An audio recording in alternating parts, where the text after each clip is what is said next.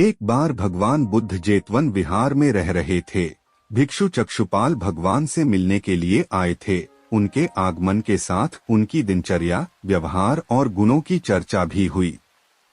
भिक्षु चक्षुपाल अंधे थे।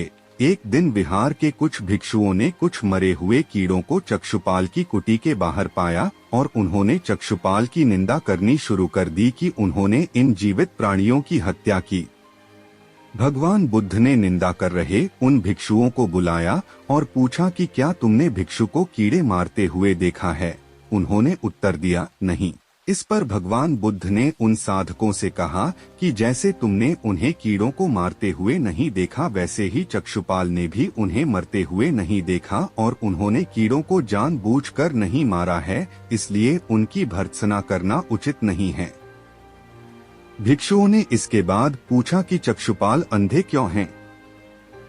उन्होंने इस जन्म में अथवा पिछले जन्म में क्या पाप किए? भगवान बुद्ध ने चक्षुपाल के बारे में कहा कि वे पूर्व जन्म में एक चिकित्सक थे।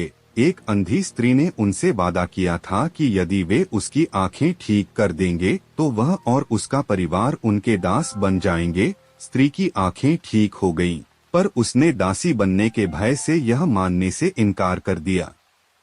चिकित्सक को तो पता था कि उस स्त्री की आंखें ठीक हो गई हैं, वह झूठ बोल रही है। उसे सबक सिखाने के लिए या बदला लेने के लिए चक्षुपाल ने दूसरी दवा दी। उस दवा से महिला फिर अंधी हो गई। वह कितना ही रोई पीटी, लेकिन चक्षुपाल जरा भी नहीं पसीजा।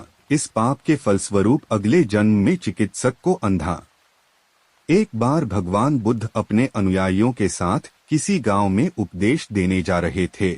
उस गांव से पूर्व ही मार्ग में उन लोगों को जगह जगह बहुत सारे गड्ढे खुदे हुए मिले। बुद्ध के एक शिष्य ने उन गड्ढों को देखकर जिज्ञासा प्रकट की, आखिर इस तरह गड्ढे का खुदे होने का तात्पर्य क्या है? बुद्ध बोले, पानी की तलाश में किसी व्यक्ति ने इतने गड्ढे खोदे हैं।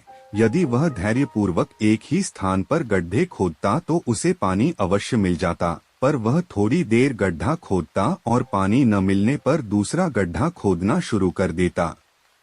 व्यक्ति को परिश्रम करने के साथ धैर्य भी रखना चाहिए। एक बार भगवान बुद्ध भिक्षा के लिए एक किसान के यहाँ पहुँचे। तथागत को भिक्षा के लिए आया देखकर किसान उपेक्षा से बोला, श्रमण, मैं हल जोतता हूँ और तब खाता हूँ। तुम्हें भी हल जोतना और बीज बोना चाहिए और तब खाना खाना चाहिए। बुद्ध ने कहा, महाराज, मैं भी खेती ही करता हूँ। इस पर किसान को जिज्ञासा हुई और वह बोला, मैं न तो तुम्हारे पास हल देखता हूँ, न बैल और न ही खेती का स्थल, तब आप कैसे कहते हैं कि आप भी खेती ही करते हो? आप कृपया अपनी खेती के संबंध में समझाइए। बुद्ध ने कहा, महाराज, मेरे पास श्रद्धा का बीज, तपस्या रूपी